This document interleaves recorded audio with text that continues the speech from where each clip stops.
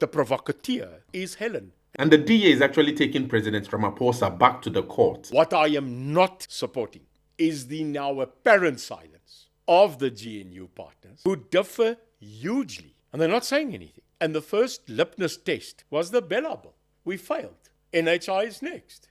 Land without compensation, the physical taking of it, it's next. And what will the then GNU say?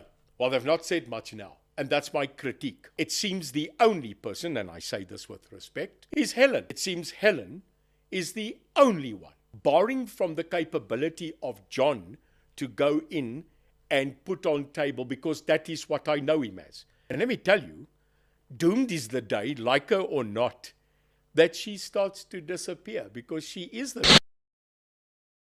From here, the beer really blazing hot regarding the silence of the DA and the other GNU members, the IFP, the UDM, and the other members anyway, who actually differ in their philosophies and all that, regarding how it appears that the ANC seems to be driving most of the policy, while they represent sort of like what he calls like clay, that the ANC was able to find easier to work with, rather than moving with the progressive caucus in the likes of the EFF and the MK party. Let's listen to what Nel de Beer has to speak about in this analysis of the silence of the DA, the IFP, and these other center-right parties that actually, are supposed to govern together rather than stay silent while the ANC moves on with most of the policies that appear to be ANC-driven. And I'll be back for some really interesting analysis on where we are with the Bela bill, even as President Ramaphosa actually gave some time to negotiate for the clauses. I think there were 3 clauses that were not yet signed,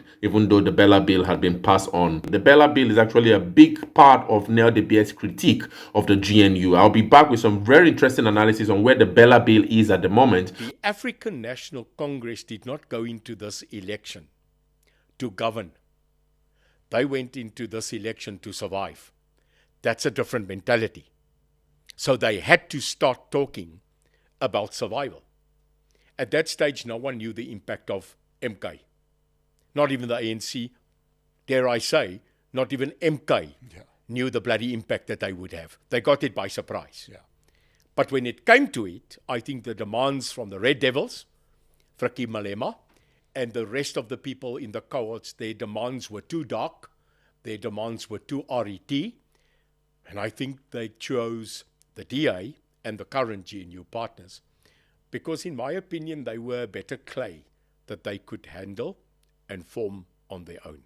Oh, because, boy, have they handled that clay. They have been at it like a man with 10 hands. Yeah. But let's go back to, once again, because we're going to get there in a second, and that is that the multi-party charter is formed. It always looked like someone's heart wasn't in it. It sort of showed from everything that I saw.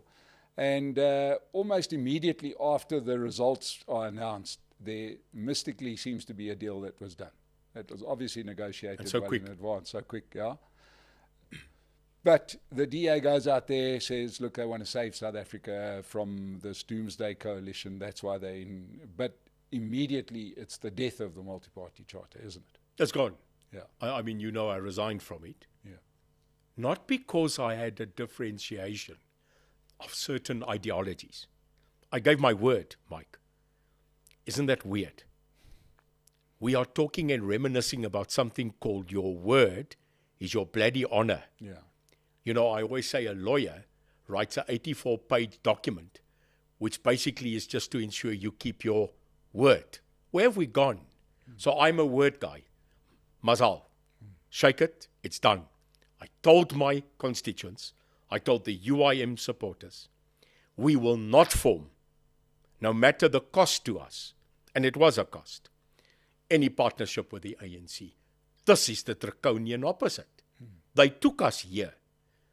They destroyed us here, the ANC of today, not my ANC of 88. And I left. We walked out. We suffered consequence at the election. We paid the price of being in that MPC. But we left. We now look at it and say, what if the people in the canoe are all currently deciding that the canoe is it, and that thing starts to sink? Mike, what happens to the people that are now floating in the abyss? They can't go back to opposition. They can't go back really with their chin up high. So what's the alternative? So I took a decision that I will now go stand outside the peripheral. I will not be silenced. I will not sit in a cabinet meeting with a president where you must be silent. I will attack them as per norm. Now I'm just a commentator. No one's going to DC or discipline me. I am it. And I fight for the people, Mike. Yeah.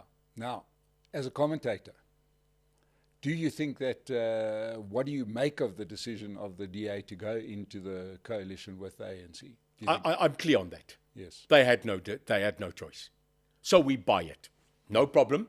The Oros is on the table. The ice and the mixture of water. It's perfect.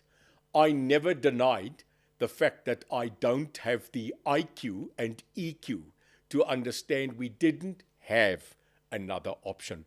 Rather them, I say it, than the other side. But that's common sense, Mike, which seems not to prevail always in politics.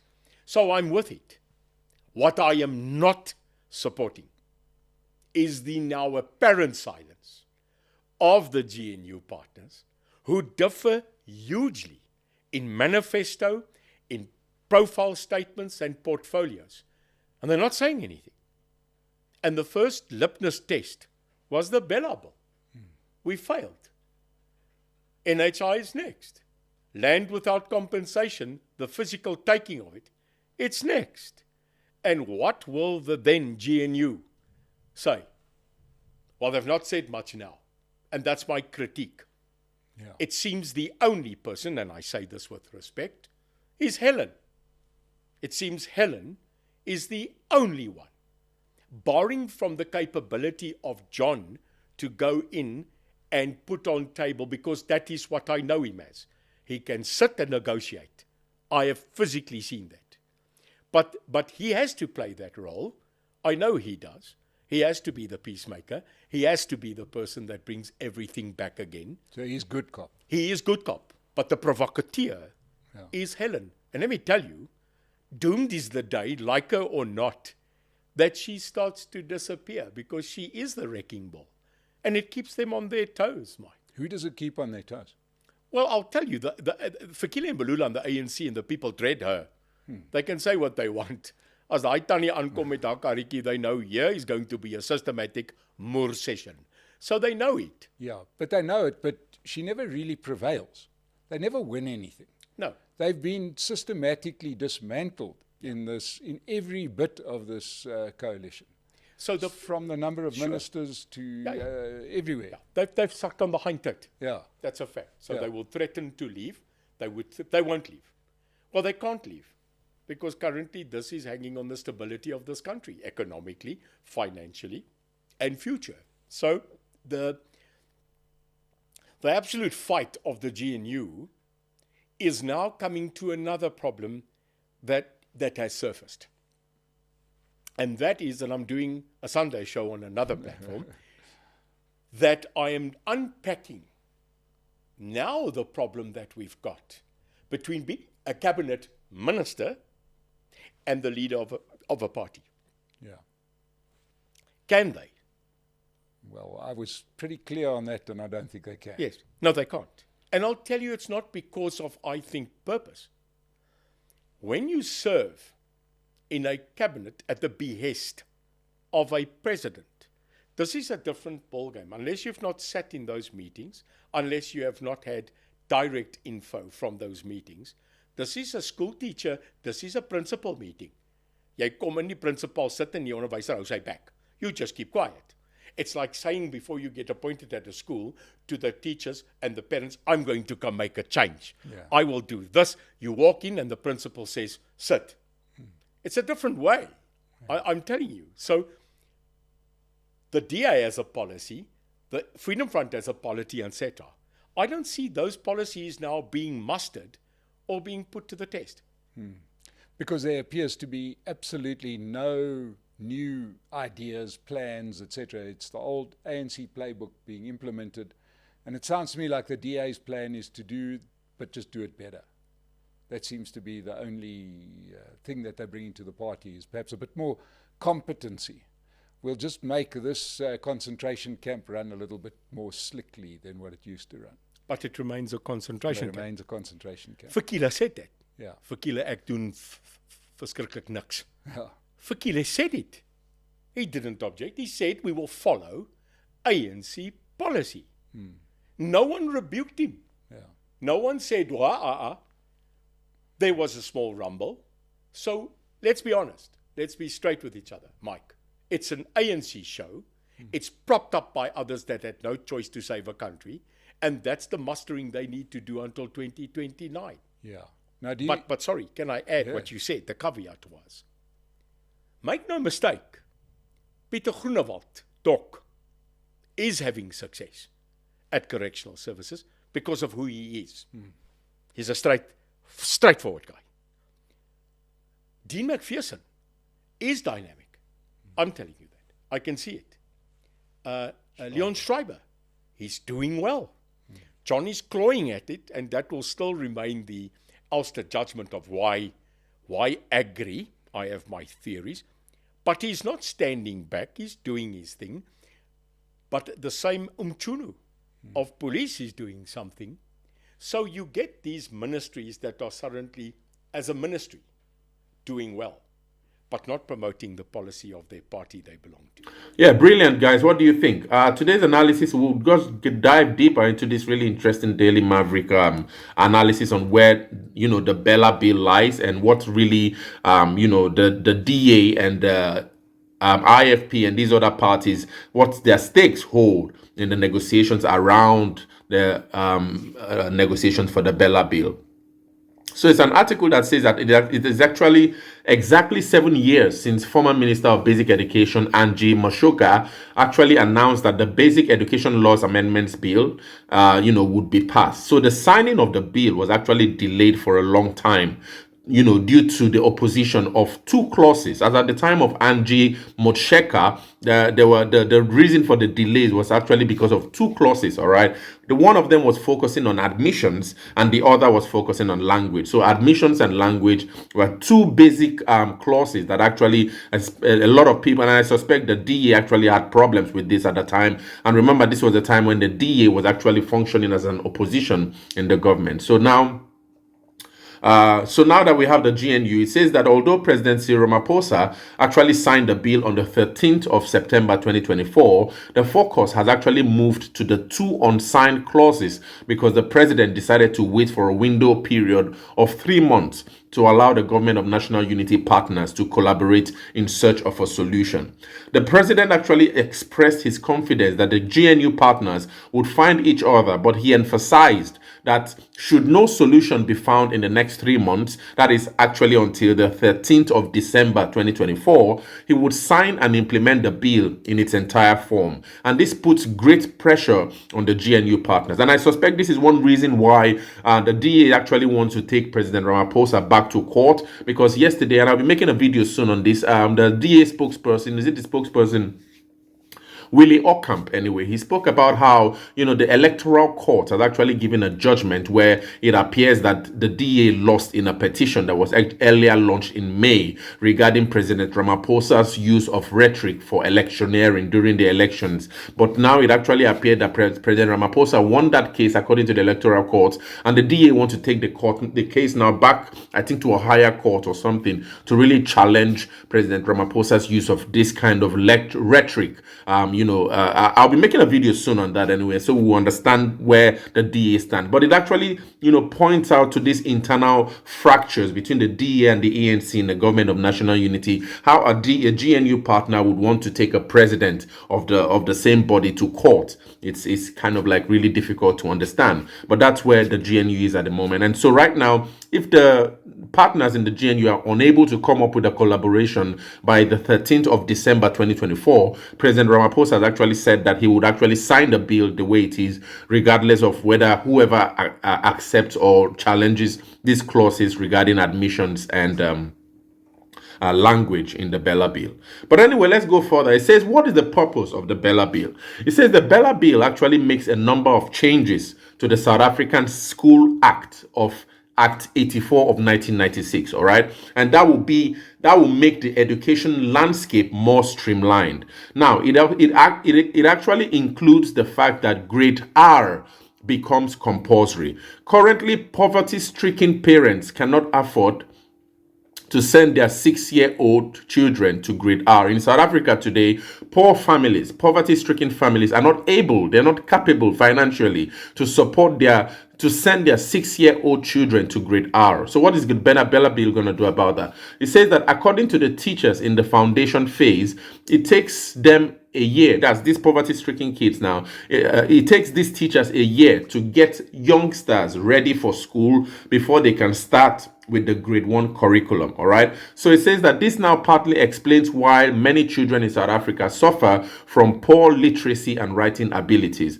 Compulsory grade R tuition would then level the playing field, as the onus would now move to the government to actually fund grade R. So this appears to be sort of like what many, when I listen to many debates on the Bela bill, they actually speak and argue that it's sort of like an inclusive policy where, because of the fact now that grade R will be compulsory, more funding from the government would now be sent to support, these poverty-stricken families who are unable to send their children, their 6-year-olds to grade R, all right? Secondly, it says that the Bela bill includes strict fines for parents who fail to send their children to school, with the possibility of a prison sentence. That's really draconian. It's actually scary.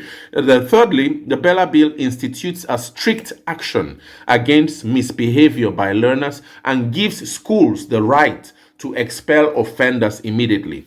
Everyone who has been a principal or teacher in South Africa knows the frustration when a child first has to be sent home for 5 days before actual action can be taken. Now, for many offenders, this is actually a 5-day holiday, all right? Next, the bill actually institutes strict measures for parents who are homeschooling their children. So homeschooling now wouldn't be done as a frivolous activity anymore, where one has a freelance kind of like laissez-faire approach to homeschool their kids in the way they like. But now the new Bela bill will now be getting into homes and actually checking for the curriculum that is actually being used for homeschooling to really understand and really probably frame the conditions and the requirements for that particular curriculum that's being used for homeschooling. It says that the bill includes compulsory registration with the education department and independent assessment and tests before those qualified are approved. So this is actually what you go through before you continue homeschooling children when the Bela bill is completely signed. Now, finally, it says here in this Daily Maverick report that all corporal punishment and initiation practices are forbidden in the Bela bill, in line with the Child Protection Act. So because students who are placed in the countryside for teaching practice, this is actually a teacher now saying that, because of her students who are placed in the countryside for teaching practice, that they are aware now that corporal punishment still actually takes place in many schools in the countryside, all right? And those teachers and schools can now be prosecuted. So the Bela bill would implement a prosecution of corporal punishment in schools that still happens in the countryside. So if we try to analyze and understand what's really the problem with this Bela bill is, it says that few people actually would argue that the above mentioned changes in the Schools Act, might not be beneficial to some and beneficial to others. It says that it is in line with the verdict in the Rivonia Primary Court case of 2013. And in that Rivonia Primary Court case, the Constitutional Court's decision came as a firm reminder that education authorities must ensure that the admission of learners is equitable and within the framework of the Constitution, and that learners' admissions are lawful, reasonable, procedurally fair, and are ultimately taken in the best interest of learners in South Africa. So now, what does this whole debate, this dichotomy around the Bela bill, what does this really entail? First of all, it says here that the two clauses that actually fueled the dichotomy around the Bela bill are clauses 4 and 5. Afrikaans schools especially are upset because the Bela bill gives provincial heads of education control over the school's language and admission policy.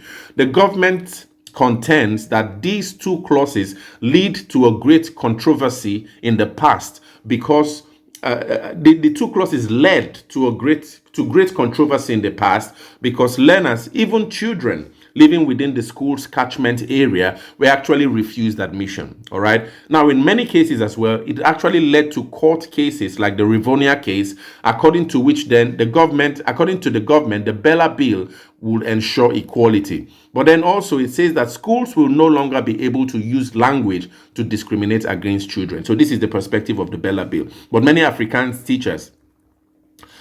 schools are upset because then it appears that there will be more control on the school's language and admission policy from, I think, the MEC or, the provincial head. But anyway, it also argues here that those who are opposed to these clauses 4 and 5, they argue that school governing bodies will be stripped of their decision-making powers on two policies that are critically important for the future of the school. By moving the final authority from the school governing bodies to the provincial heads of education, it actually gives the power to the state to change language policies. So this is the reason why many African schools are actually angry, because they see this as a way in which the government might be able to tweak certain policies that would then affect the foundational functioning of their schools, so to speak, especially from the perspective of language and admissions. So it says that the feeling is that this undermines this whole procedural, kind of like implementation through the Bela bill might undermine the school's rights to mother tongue education in South Africa. So this is one big problem the Africans have. The African schools have. Now, it says that this has actually led to strong statements from the country's two biggest unions. Solidarity is of the opinion. Solidarity is, I think, one of the unions in South Africa. It says it's of the opinion that this Bela bill will force schools to accept additional languages of tuition and sees this bill as a calculated attack on Afrikaans schools. So this is from the perspective of Solidarity. Solidarity sees the Bela bill as an attack on Afrikaans schools, despite the fact that it has many clauses within it that actually might spell equality and inclusivity of the wider South African learners. Solidarity sees this as an attack on African schools. All right. Now, COSATU, on the other hand, COSATU just had a protest. I think it was 2 weeks ago or last week, which actually many people had many comments. I'm still going to be doing some research on all of that.